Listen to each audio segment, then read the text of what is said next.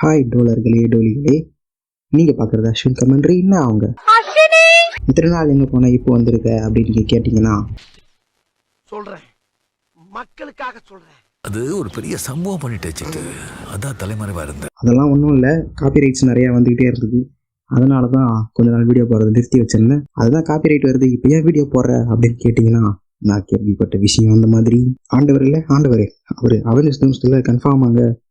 அட இந்த ஆண்டவர் இல்லைங்க, தம்பி நம்ம மார்வல் ஆண்டவர், நம்ம டெட்பூல் தான்.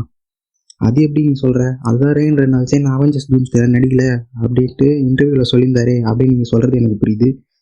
ஒரு கோச்சாரா சொல்கிறேன். ரீசெண்டாக தான் நம்ம அவெஞ்சர்ஸ் டூம்ஸ்டேக்கான பிளாட் லீக் நடந்தது. அது அஃபிஷியல் பிளாட் லீக்னு சொல்ல முடியல, அன்அஃபிஷியல்னு சொல்ல முடியல. அதை கொஞ்சம் நம்ம இன்சைடர்ஸ் எல்லாருமே தான் லீக் பண்ணியிருந்தாங்க.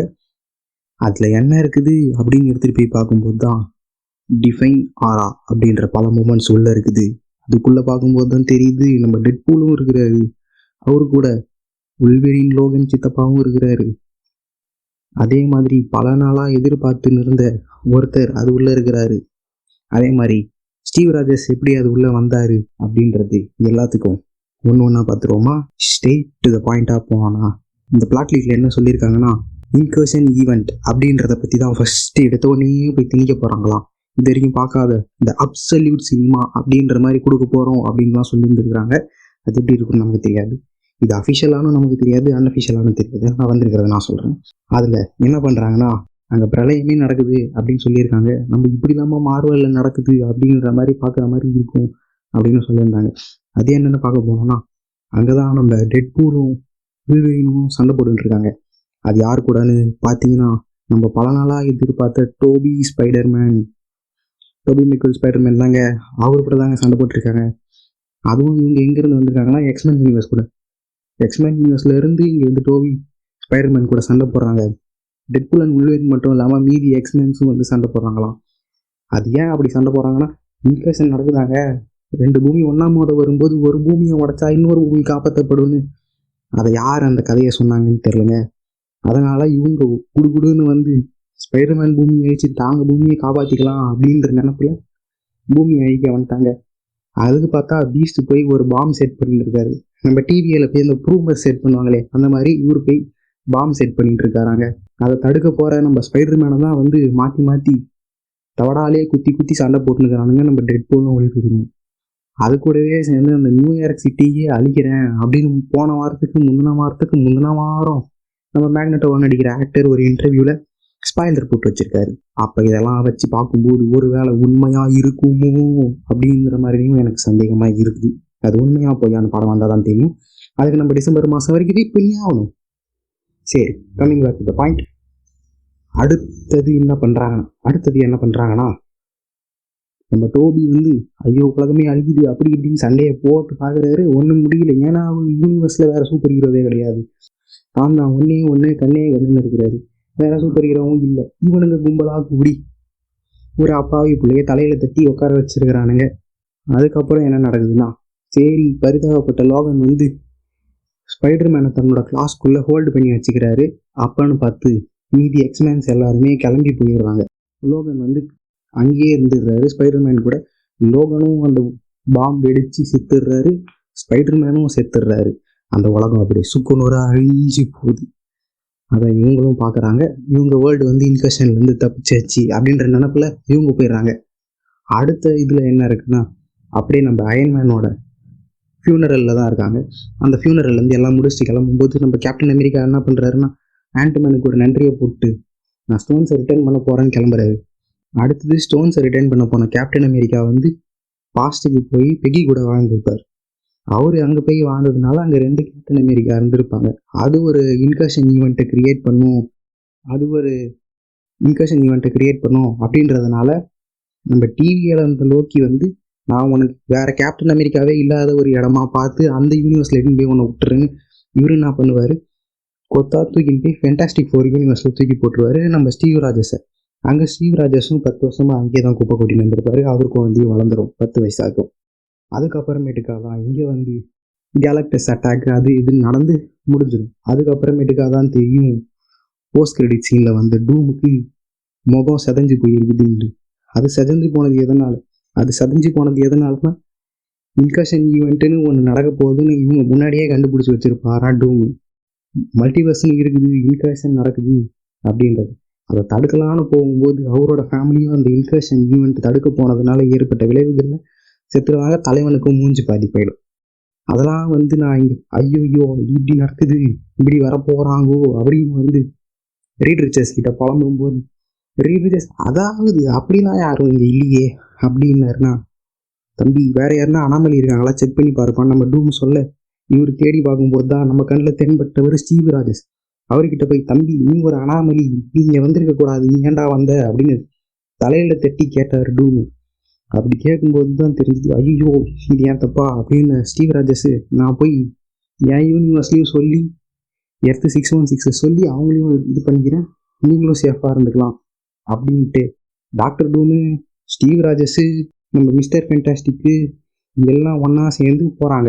நம்ம ஃப்ராங்க்லின் ரிச்சர்ஸையும் ஜானி ஸ்டாமையும் மட்டும் இங்கேயே விட்டுட்டு மீதி பேர்லாம் போயிட்டாங்க. சரி இவங்கெல்லாம் போனதுனால என்ன ஆகுது அப்படின்னு பார்த்தா நம்ம ஸ்டீவ் ராஜஸும் டாக்டர் டூமை நம்புறாரு. ஏன்னா டாக்டர் டூமுக்கு இருக்கிறது யாரு, நம்ம டோனி அண்ணன் மூஞ்சி. என்னடா ரீயூனியனு, இதுதான்டா ரீயூனியனு அப்படின்ற மாதிரி நாங்கள் ரீயூனியன் போடுறோம் அப்படின்னு போட்டு வச்சுருக்கானுங்க. அது கூடவே அப்படியே ட்ராவல் பண்ணி போனால் எர்த்து 616க்கு வராங்க.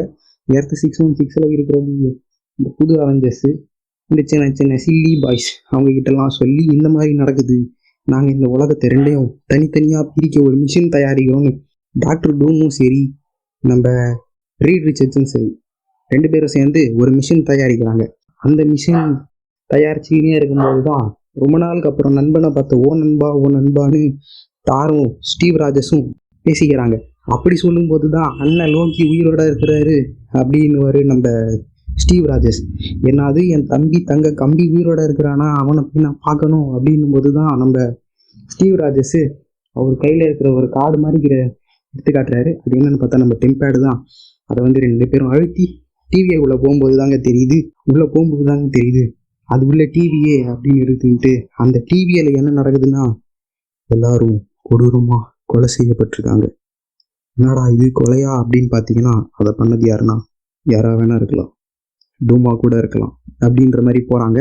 அப்படியே உள்ளே போய் பார்க்கும்போது தான் தெரியுது லோக்கி இருந்த ட்ரீயும் அங்கே போய் ரத்த வெள்ளமாக கிடக்குது. அங்கே பார்த்தா ஒரு இதயம் வெளியே கிடக்குது.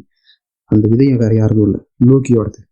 அப்படியே ரொம்ப ப்ரூட்டலாக லோக்கியோட இதயத்தை அப்படியே பிச்சு வெளியே எடுத்து அவரோட பவர்ஸ் எல்லாம் உறிஞ்சி அவரை கீழே கடைசி சாவடிச்சு வச்சிருக்காங்க.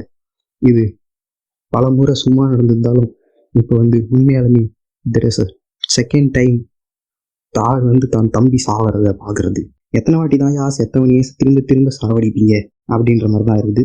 அதோட உண்மை தெரிஞ்ச 2 பேரும் கிளம்பி யூனிவர்ஸ்க்கு எர்த் 616ல் டூம் சட்டையை பிடிச்சி ஏன்டா இப்படி பண்ண அப்படின்னு கேட்குறாங்க. அப்போதான் உண்மையை சொல்கிறாரு, நான் தாண்டா லியோ தாஸ் அப்படின்ற மாதிரி, நான் தாண்டா டூமு, டாக்டர் டூமு அப்படின்னு சொல்லி ஒன்னால் தான் என் குடும்பம் அழிஞ்சுது அப்படின்றாரு டூமு. யாரை பார்த்துனா ஸ்டீவ் ராஜஸை பார்த்து.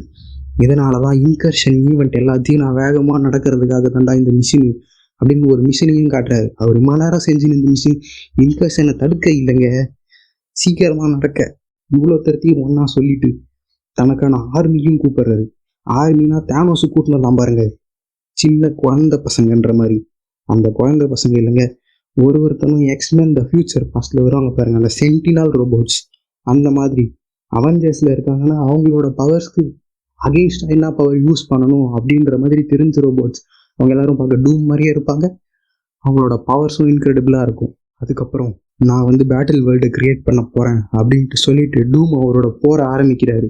அந்த போர் முடிவில் நான் அரியணையில் அமருவேன், அது பேட்டில் வேர்ல்டு அப்படின்றதோட அரியணையாக இருக்கும் அப்படின்ற டைலாக்கையும் உள்ள சொறி விட்டு சொல்கிறாரு. கடைசியில் பார்த்தீங்கன்னா எல்லா யூனிவர்ஸையும் மெர்ஜ் பண்ணுற அந்த மிஷினையும் ஆரம்பிச்சு வச்சு அவெஞ்சர்ஸ் வாசஸ் டூம் ஆர்மி அப்படின்ட்டு ஒன்று கூட பேட்டில் நடக்குது. அந்த பேட்டிலில் அவெஞ்சர்ஸ் தோக்கடிக்கப்படுறாங்க, எக்ஸ்மேன் தோக்கடிக்கப்படுறாங்க, இந்த ஃபேண்டாஸ்டிக் ஃபோர் காமெடி பீஸுங்க அவனுங்களும் சேர்த்து தோக்கடிக்கப்படுறாங்க. கடைசியாக என்ன ஆகுதுன்னா டூம் ஜெயிச்சு த காட் டூம் எம்பரராக மாறுறாரு, த்ரோனில் உட்கார்றாரு, பேட்டில் வேர்ல்டு அமைக்கிறாரு. அமைச்சதுக்கப்புறம் பல சகாப்தங்களை உருவாக்கி ஒரு சூப்பர் ஹீரோஸையும் ஃபுல்லாக அழிச்சு திருப்பி உருவாக்குறாரு நம்ம தலைவன் தேனோஸ் சொன்ன மாதிரி. இதோட படம் முடியுது அவெஞ்சர்ஸ் டூம்ஸ்டேன்னு போட்டு. இதுக்கப்புறம் சீக்ரெட் வார்ஸில் ஆரம்பிப்பாங்க. இது வரைக்கும் தான் பிளாட் லீக் கிடச்சிருக்கு. இது கொஞ்சம் சொல்லப்போனால் தேனோஸோட ஐடியா மாதிரி தான் இருக்குது. ஆனால் இது டூம் வழியில் எப்படி ஒரு வில்லனிசமாக காட்ட போகிறாங்க அப்படின்றது தெரியல. அதே மாதிரி டூம் வந்து ரொம்ப ப்ரூட்டலாகவே காமிக்க போகிறாங்கன்னு தெரிஞ்சிருக்கு. இது எப்படி அமைய போகுது என்ன ஏதுன்னு தெரியல. இது வெறும் ஒரு சும்மா லீக்ஸ் தான். அது உண்மையான பிளாட்டாக என்னன்னு டிசம்பர் மாதம் வரைக்கும் வெயிட் பண்ணி படம் வந்து பார்த்து தெரிஞ்சுக்கலாம். அது வரைக்கும் ஜாலியாக ஜிம்கோனாவாக இருங்க. பட்டா